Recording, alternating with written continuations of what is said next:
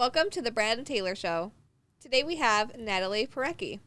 You're listening to the Brad and Taylor Show, a podcast that inspires entrepreneurs to pursue their passions. We're sitting down with some of the best to learn how they got started and some lessons they learned along the way. Hey, Natalie. Hello. How are you How doing? are you? We're doing good. We're doing good. Well, let's get this show started. Tell us a little bit about you. What do you do? I am a real estate agent in Toledo, Ohio, in surrounding markets. Soon to be in Michigan as well. I have just been working on those classes and getting ready to sit for my test. That's awesome. I like Exciting. it. I like Yeah. it. So how did you get into real estate? What did you do before this, and how did you get into real estate? Here is a long story for you. Oh, No, yeah. I have done a lot of other things. I actually took my college classes to become a real estate agent, and I was first licensed in 2007, and decided, it was not a great time in 2007 to be a real estate agent. So I did get out when my husband and I and my kids all moved to Ann Arbor for a while. And then when I moved back in 2016, I did get back into the business. So it was a little like starting over, but It's been amazing. But in between, I am a makeup artist as well. And I do makeup for weddings. I've also worked for big companies like Chanel and Bobbi Brown and traveled all over doing makeup for them. And I also had a TV show and nice. did some news segments about makeup in the Toledo area. And so kind of everything. When I say I've kind of done everything, I've kind of done everything. Nice. So yeah. Going back to the real estate, when you first started in 2007, when you had your license then, how many transactions did you have at that time before you decided just to give it a break and then you got back into it? Right. Oh, geez. I don't even know if I could remember. I mean, maybe 20, 25. It wasn't very many. And then I was a buyer's agent for a while. It was a rough market. I had, I think, only done foreclosures, short sales. Every transaction I did at that time took 6 months to get to a closing table.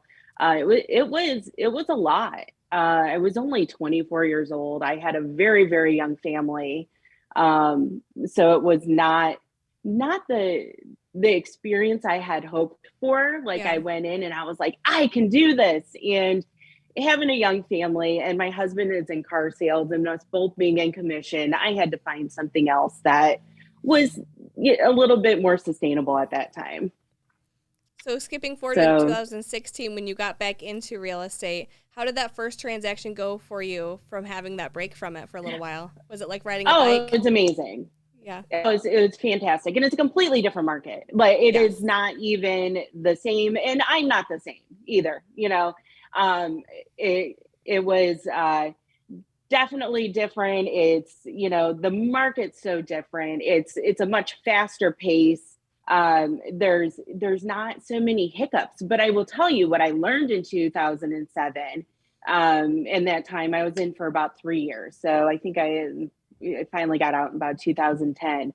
I learned so much. Every single transaction was a learning experience and how to deal with banks and things that I use now that, maybe a lot of these newer agents don't know how to do or have never even had to know, or, definitely a different experience. And it has come in handy.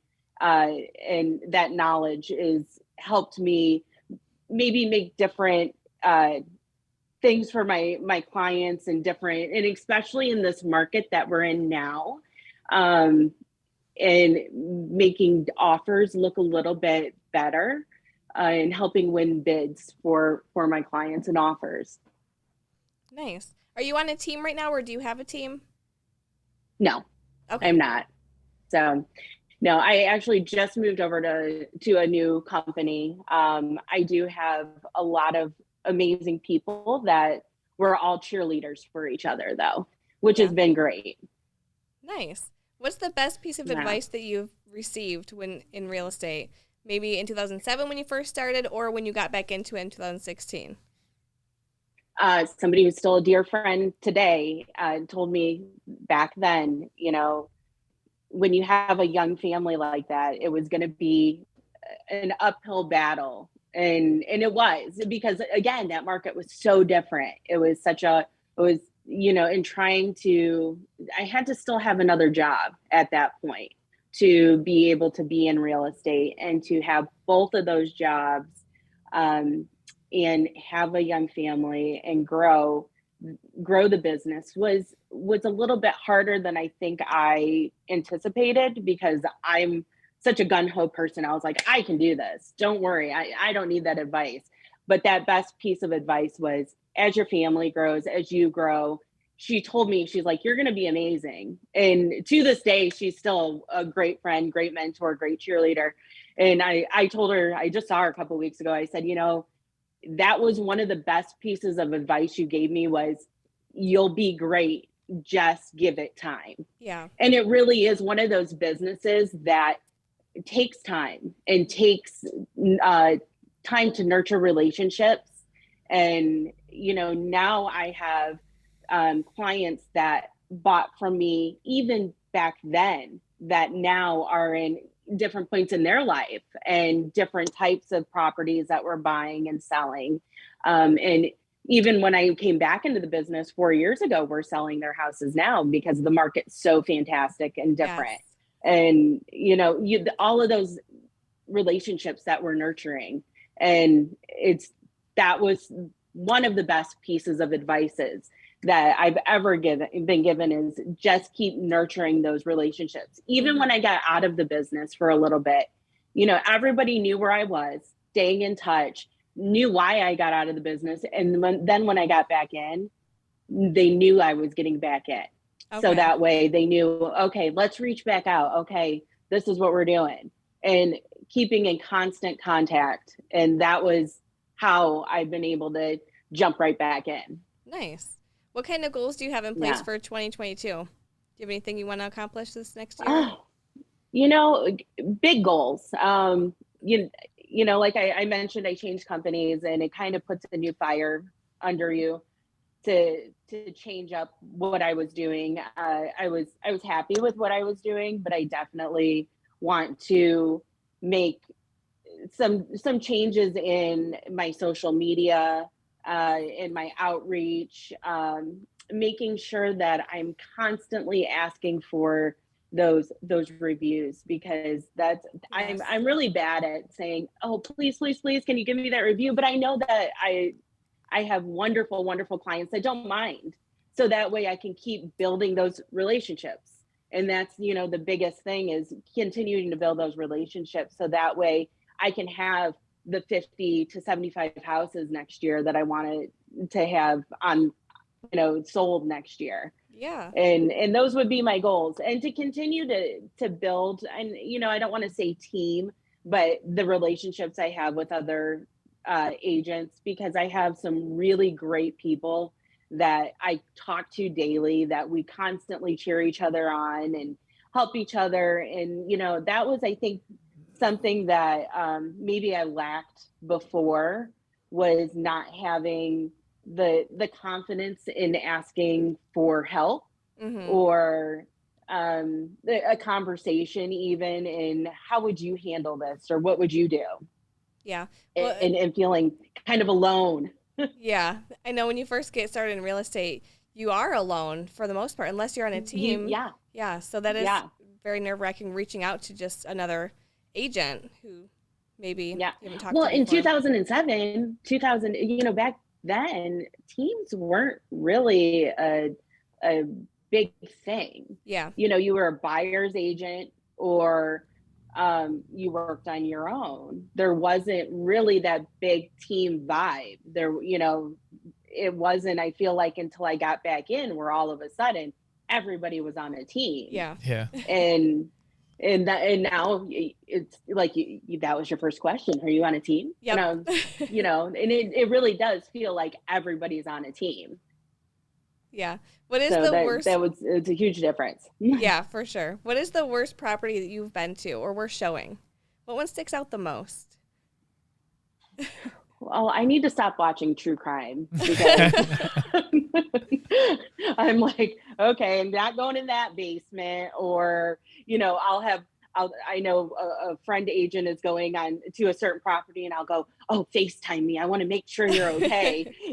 But a few weeks ago, I had taken a client to a property and I'm like, you sure you want to go look at this one? And they're wanting to flip something. And she's like, yeah, I want to see it. I see potential. I'm like, okay.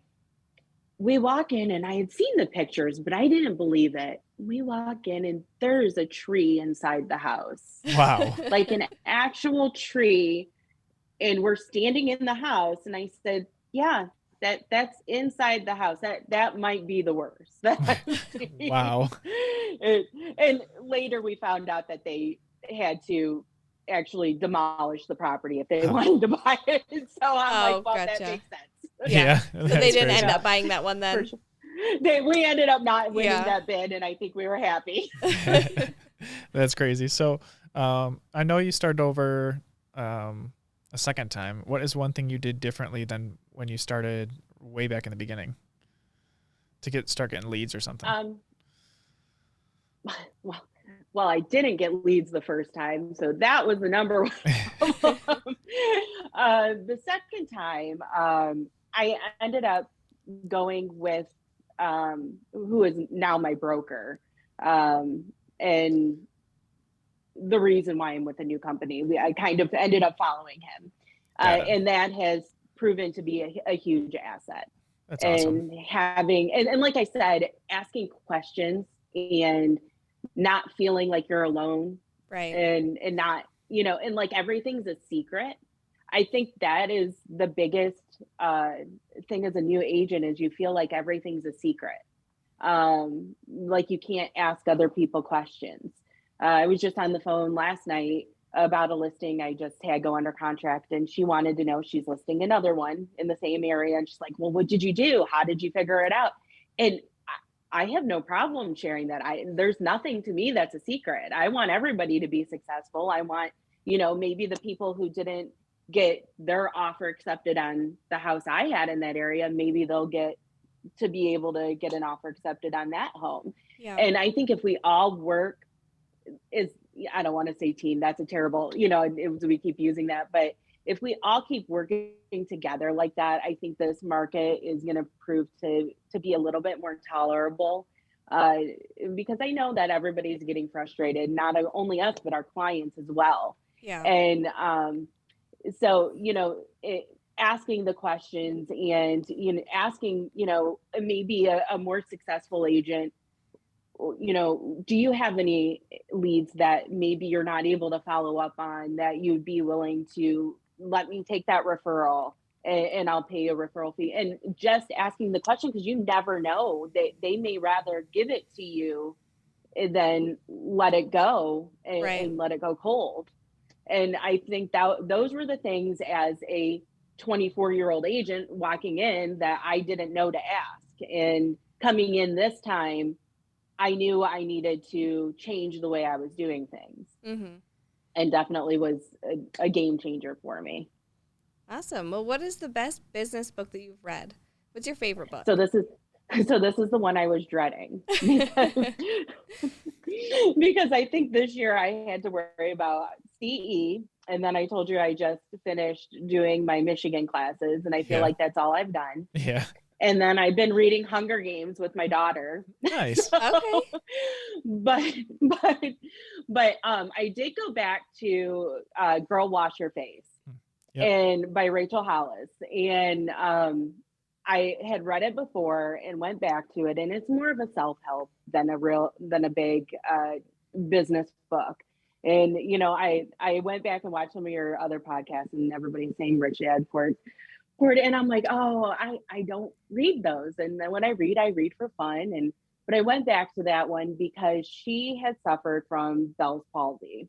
And if you don't know what that is, it's when one half of your face is paralyzed. And in August, I actually had the same thing happen. And today is the first day I've been able to smile fully.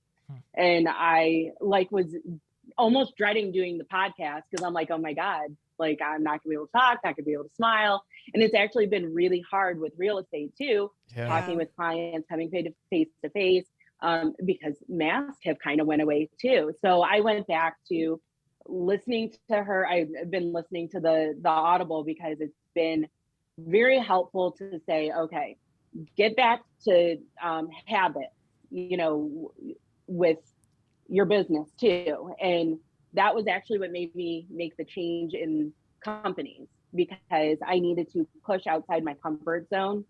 And I knew if I let this illness make me stagnant, I would let my business go too. Because if you don't constantly work in real estate, then it just, you have to constantly every day be doing something, or else you lose your business. So that was one thing that I was like, okay, I'm going to talk about. This book is the one book. So, and that was it. That's perfect. Well, awesome. Hey, before we go, how can people get a hold of you?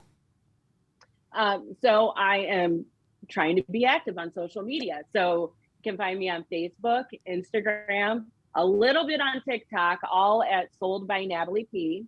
Phone number is 419-973-5023, or soldbynataliep@gmail.com, or at Serenity Realty. I'm there a couple times a week. You can walk in and find me in the mommy office. Hey, awesome. Hey, thanks for coming on and sharing your story with us today. Thank you. Are these working? All right. Here we go. Oh, there we go. I think they're working. Should we tell them? Mine keeps falling. It doesn't like my voice. What do we got to tell them? Subscribe. Subscribe? What do we got to point at? Hey, I think there's a subscription button. It might be there. It might be right there too. Somewhere. Somewhere. Find it. It's red. Yeah. And it's blue. It's green. I don't really know. It's a color. This mic isn't even attached. Did you plug these in? Well, I guess. I wonder if they can hear us. Yeah, I wonder if they hear us. Well, we should probably tell them if they can hear us. We should probably tell them also give us a 5-star review if they're listening on Apple. That'd be cool. 5 stars, guys. Share it with everybody they can think of. We won't take 4 stars. I mean, I don't even think these are on. I mean, I don't think this is working. This is not working.